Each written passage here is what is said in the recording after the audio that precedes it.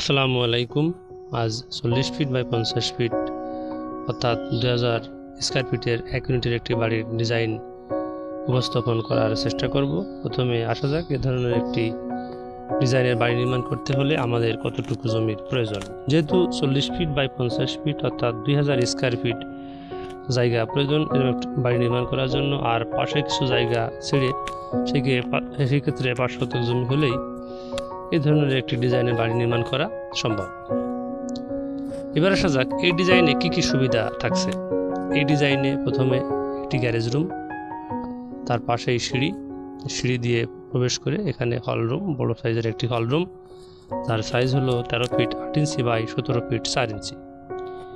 এই হল রুমটি বড় রাখার একটি কারণ হলো বাসাটি খোলামেলা মনে হবে, প্রাণবন্ত মনে হবে, যা বসবাস করার জন্য খুবই উপযোগী করে তুলবে।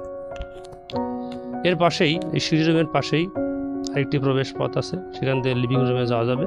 এই লিভিং রুমটার সাইজ হলো 18 ফিট 8 ইঞ্চি বাই 14 ফিট 4 ইঞ্চি। এই হল রুমের পাশেই কিচেন। এরপরে মোট 3টা বেডরুম। প্রথম বেডরুমের সাইজ হলো 15 ফিট 4 ইঞ্চি বাই 10 ফিট, দ্বিতীয় বেডরুমের সাইজ হলো 15 ফিট 4 ইঞ্চি বাই 10 ফিট এবং তৃতীয় বেডরুমের সাইজ হলো 12 ফিট 4 ইঞ্চি বাই 13 ফিট 4 ইঞ্চি।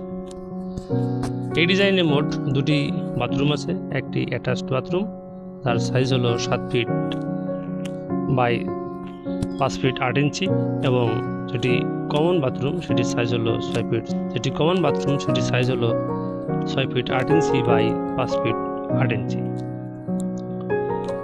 এখানে একটি ওটিসি রাখা আছে, একটি ওপেন স্পেস। এখানে একটি টেবিল, একটি চেয়ার দিয়ে এখানে অবসর সময় কাটানো যাবে এবং সামনে 2টি গার্ডেন আছে। এখানে আমাদের পছন্দের মতন আমরা ফুল এবং পাতাবাহার বিভিন্ন ধরনের গাছ আমরা এখানে লাগাতে পারি, যা দেখতে ভালো লাগবে এবং আমাদের পরিবেশের জন্য ভারসাম্য রক্ষা পাবে। এবারে আসা যাক এ ধরনের একটি ডিজাইনের বাড়ি নির্মাণ করতে হলে কত টাকা খরচ হতে পারে।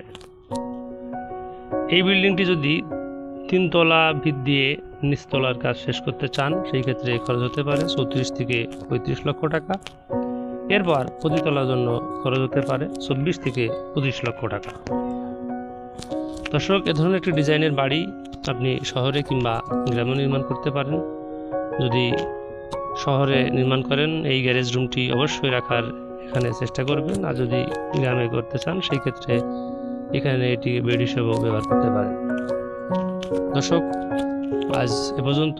আগামীতে ইনশাআল্লাহ নতুন কোনো বাড়ির ডিজাইন নিয়ে কথা হবে। সে পর্যন্ত সবাই ভালো থাকুন, সুস্থ থাকুন, এই কামনায়। খোদা হাফেজ।